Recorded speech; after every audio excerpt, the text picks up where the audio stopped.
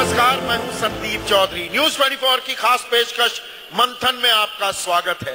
1 साल पूरा हो गया है योगी सरकार का और आज इसीलिए मैं उत्तर प्रदेश की राजधानी लखनऊ में मौजूद हूं और चर्चा 2019 की भी होगी।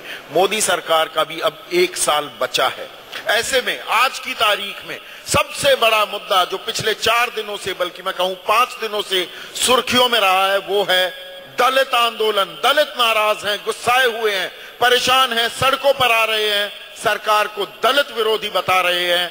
आरक्षण क्या व्यवस्था खत्म कर दी जाएगी, ऐसे सवाल भी उठा रहे हैं। और ये सवाल सिर्फ दलित नहीं, विपक्षी पार्टियां भी और साथ ही साथ बीजेपी के खुद के सांसद भी ये सवाल उठाने लगे हैं। सवालों में कितना दम है? क्या सरकार, और खास क्योंकि मैं उत्तर प्रदेश में बैठा हूं, लखनऊ में बैठा हूं, योगी सरकार दलित विरोधी है? इस पर चर्चा के लिए कुछ खास मेहमान हमारे साथ यहां जुड़ गए हैं। जाने माने समाज शास्त्री, मैं दलित चिंतक नहीं कहूंगा इनको, बद्री नारायण है हमारे साथ समाजवादी पार्टी के युवा चेहरा, रणनीतिकार हैं समाजवादी पार्टी के उदयवीर सिंह। नमस्कार। सुधांशु त्रिवेदी, जाने पहचाने चेहरे, राष्ट्रीय प्रवक्ता भारतीय जनता पार्टी के। संघ के जानकार राकेश सिन्हा मेरे साथ हैं और साथ ही साथ कांग्रेस के युवा चेहरा, टीम राहुल के सदस्य दीपक सिंह हैं हमारे साथ। सुधांशु त्रिवेदी, सरकार दलित विरोधी है और यह बात मैं नहीं कह रहा, अब 3 सांसद, उत्तर प्रदेश के 3 सांसद, उदित राज को मैं गिन नहीं रहा, वो ये आरोप लगा रहे हैं और सीधे प्रधानमंत्री को चिट्ठी लिख रहे हैं। देखिए, मैं कहना चाहूंगा इस पूरे विषय के 3 पक्ष हैं। एक है दलित आंदोलन के प्रति गंभीरता अथवा नाटकीयता, जो लोग कहते हैं। दूसरा इसका विषय यह है कि जो कुछ प्रकरण हुआ उनका तकनीकी पक्ष, और तीसरा आंदोलन का के प्रति उकसावा और उसका उपद्रव में बदलना। देखिए, मैं कहना चाहूंगा जब हम दलित के प्रति गंभीरता की बात करते हैं तो सिर्फ हमारी सरकार थी जिसने कि आने के बाद कोई ऐसी स्कीम लागू की जिसमें कहा गया कि हर बैंक की हर शाखा बाध्य है कम से कम एक एससी और एक एसटी को लोन देने के लिए, और हमने 2.5 लाख नए उद्यमी दलितों में क्रिएट किए। इससे पहले क्या माना जाता था कि साहब दलितों में कोई उद्यमी थोड़ी हो सकते हैं, वो तो केवल नौकरी दीजिए और नौकरी दलित सड़कों पर हैं। ये बातें 4 साल हो गए, अब उस पे आ रहे हैं। जो दलित सड़कों पे हैं, तो उत्तर प्रदेश के संदर्भ में मैं कहना चाहूंगा जो लोग दावा करते हैं, तो भाई बहुजन समाज पार्टी की सरकार में 29 अक्टूबर 2007 को मायावती जी ने जो शासनादेश जारी किया था, सर्वोच्च न्यायालय ने तो कुछ भी नहीं किया है।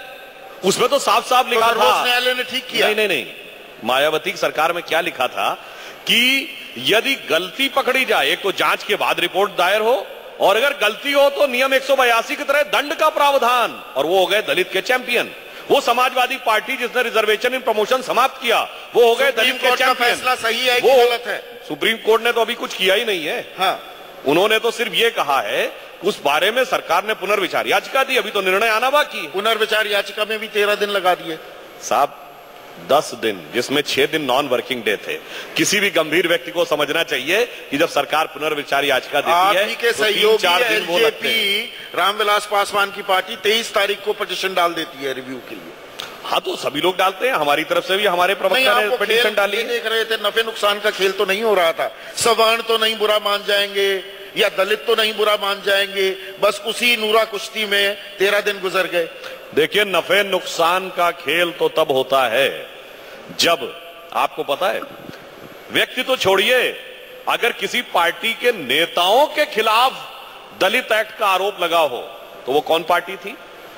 Samajwadi party. State guest house कांड 4 जून 1995 किसने लगाया? मायावती जी ने। रिकॉर्डेड बयान है कि वो लोग मेरी हत्या करना चाहते थे।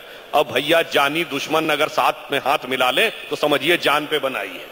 तो ये कारण है कि ये सारा उपद्रव जो है, उकसावे की कार्रवाई हो रही है। मतलब दलित विरोधी दरअसल समाजवादी पार्टी और बहुजन समाज पार्टी, हिंसा इन्होंने भड़काई। ये तो जवाब मैं नहीं, हिंसा किसने भड़काई? मैं नहीं कह रहा हूं हिंसा किसने भड़काई।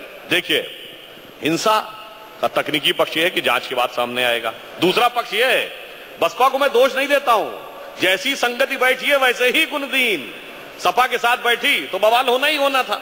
इससे पहले तो बसपा की रैलियों में ऐसा नहीं होता था। उदयवीर सिंह, बवाल आपकी वजह से हुआ, ये बेमेल गठबंधन है। 30 सेकंड का समय चाहूंगा। हाँ। आपने पूछा कि आपके सांसद क्यों शिकायत कर रहे हैं, जवाब नहीं दिया, वेद शक्ति बताने लगे। इतिहास, भूगोल।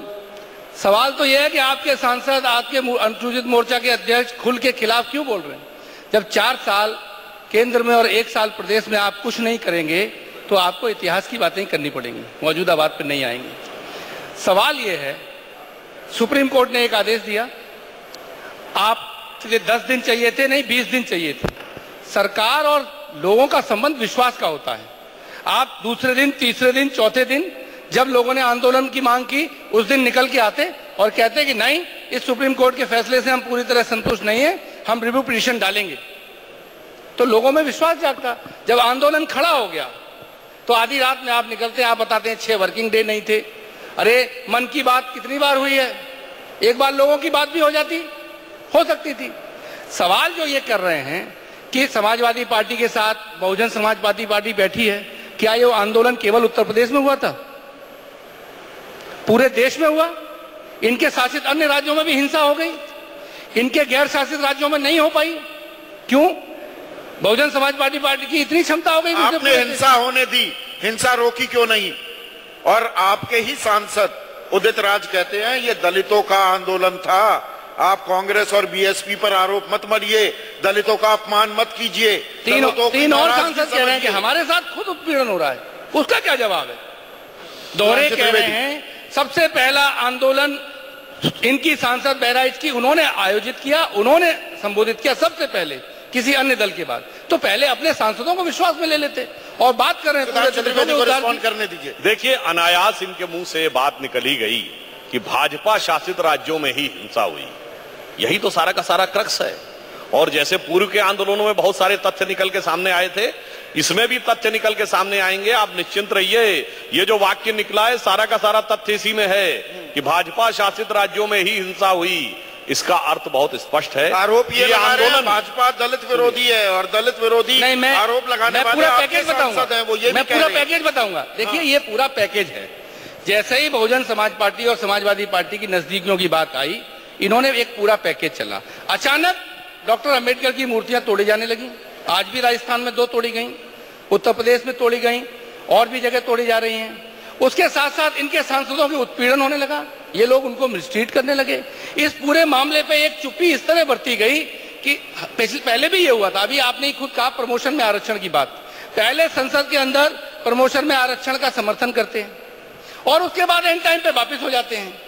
बड़ी जातियों को कोटा विद इन कोटा की बात, अभी उप मुख्यमंत्री केशव प्रसाद मौर्य मेरे साथ थे, वो बोलकर गए वो लागू करेंगे, कोटा विद इन कोटा लागू होगा उत्तर प्रदेश में। लागू हमेशा तब होता है जब इनके खिलाफ वो वर्ग गोलबंदी करने लगते हैं। ये तो पिछले चुनाव से चल रहा है। पिछले चुनाव में इन्होंने 12 मुख्यमंत्री उतार दिए और लगातार लोक सेवा आयोग का फर्जी रिजल्ट बना के जनता में सोशल मीडिया पे खूब बांटा कि साहब सारा लाभ एक वर्ग के लोग ले गए, हम आप सबको लाभ देंगे, सब वर्ग का मुख्यमंत्री बनाएंगे।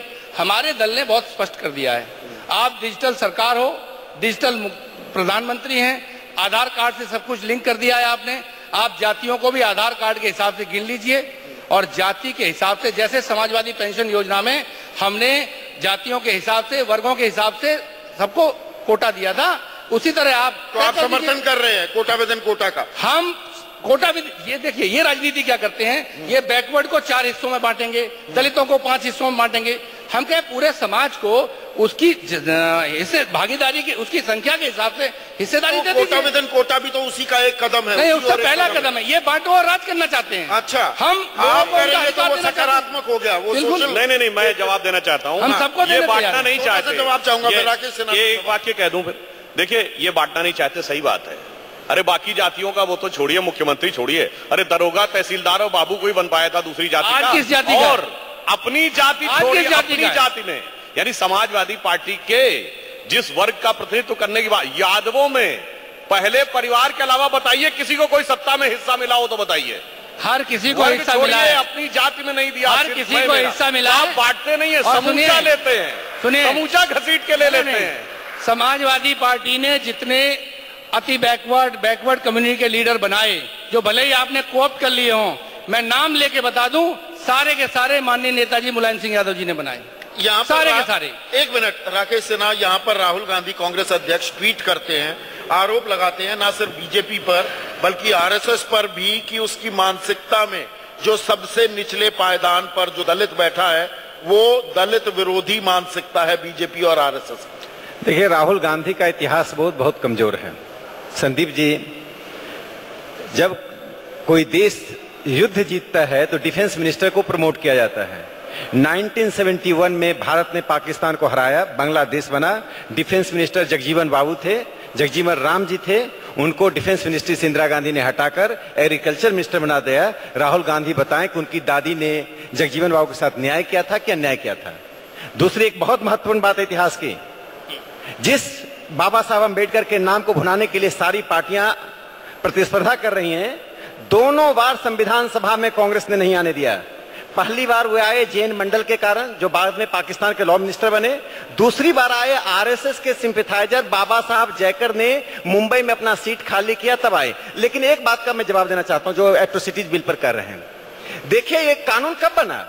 1955 में अनटचेबिलिटी के खिलाफ कानून बना और 34 सालों तक दलितों को गाली सुनना पड़ता था। 1989 में विश्वनाथ प्रताप सिंह की सरकार को बीजेपी बाहर से सपोर्ट कर रही थी, तब कानून बना। और अभी इस सरकार ने 124 सूची में 124 आइटम जोड़े हैं जिसके आधार पर एट्रोसिटीज एक्ट लागू हो। पर मैं योगी सरकार की बात करूं, आप ही के साथ हुआ दलित आंदोलन को लेकर, उसे दबाने को लेकर, उसे कह रहे हैं, आपके नेता तो कह रहे हैं कि कांग्रेस और बीएसपी ने करा दिया, लेकिन आप एक न्यूज चैनल के बाहर खड़े हुए थे और आप क्योंकि दुबले पतले हैं और गेहुए रंग के हैं, आपको दलित एक्टिविस्ट समझकर पुलिस ने जीप में डाल दिया, ठूंस दिया। आपको न जाने कहां जाने वाले थे, हाँ या ना? ये सरकार का ही तो आदेश आया होगा। सरकार ने ही उस एसएचओ को सस्पेंड किया है, तो मैं ये कहना चाहता हूँ। नहीं, सरकार का ऊपर से आदेश आया होगा, दलितों को दबाओ, हिंसा खत्म करो, इस आंदोलन को तोड़ दो। ऐसा नहीं है। नहीं तो क्यों उठाया गया? जिस आरएसएस 1,57,000 प्रोजेक्ट्स, दुनिया में कोई ऐसी संस्था नहीं है जो 1,57,000 प्रोजेक्ट्स बिना सरकारी मदद का हाशिए पर लोगों के लिए चला रही है। ये तो आप तो भुक्तभोगी हैं राकेश सिन्हा। नहीं, देखिए, ये दलित आंदोलन को किस तरह से दबाया जा रहा है, इसके भुक्तभोगी जिसने उठाया, देखिए, वो गोरखपुर का ही था और सजाती था योगी जी का। सुन लीजिए, अपने चश्मे से समाज को नहीं देखना चाहिए, अपने आप बीती के आधार पर पूरे समाज का मूल्यांकन नहीं करना चाहिए।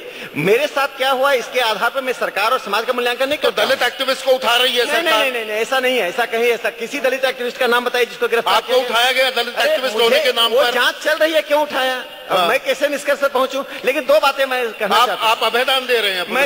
मैं अभयदान नहीं दे रहा हूं, मैं दो बातें कहना चाहता हूं, सुन लीजिए।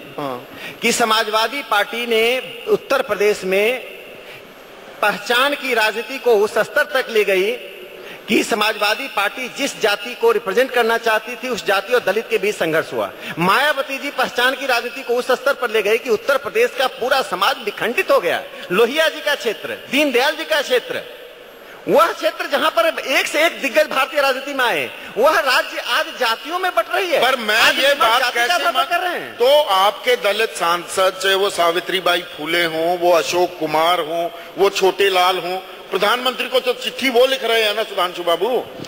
देखिए, वो कह रहे हैं सीधा, कोई सुनवाई नहीं हो रही। उदित राज कहते हैं किसके पास जाऊं, मेरी चिंताएं हैं, दलित नाराज हैं, ग्राउंड रियलिटी में बताने के लिए किसी के पास नहीं जा सकता, कोई सुनवाई नहीं हो रही, डांट के भगा दिया। देखिए, व्यक्तिगत स्तर पर किसी सांसद को समस्या है, वह जाकर अपनी बात कह रहा है, तो ये संयोग है। 4 दलित सांसद, नहीं, संयोग नहीं है। हाँ। ये एक दृष्टि है। अनेक सांसद जाते हैं, मुख्यमंत्री और प्रधान टेस्ट बैक करेंगे। हाँ। और कई जगह तो फिर पुराने नामों पे लौट रहे हैं। तो ये नए परिवर्तन हो रहे हैं, मुझे लगता है उसको समझना होगा और उनकी नाराजगी को राज्य को भी समझना होगा और समाज के बड़े सेक्शन को भी। वोट बैंक पॉलिटिक्स में ना घुसे राजनीतिक दल। दलितों की जो समस्याएं हैं, जो उनकी नाराजगी है, जो उनकी परेशानी है, उन पर ध्यान देना होगा। इसी उम्मीद के साथ बद्री नारायण, उदयवीर सिंह, सुधांशु त्रिवेदी, राकेश सिन्हा, दीपक सिंह, आप सभी का बहुत बहुत शुक्रिया। और पहले भी मैंने ये कहा है, आज भी इसी सवाल के साथ छोड़ जाता हूं दलितों के लिए। और कुछ दलित इससे भी आपत्ति उठाते हैं कि राम राज्य में तो हमारा वही निचले स्थान पर ही पायदान रहेगा। दलितों के लिए राम राज्य कब आएगा? मंथन जारी रहेगा। अगला सत्र ब्रेक के बाद। नमस्कार।